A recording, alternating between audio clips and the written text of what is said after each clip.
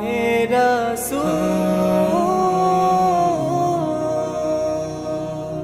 হাজারো ব্যথা বেদনার পরে ফিরে আসনি তুমি আপন ঘরে।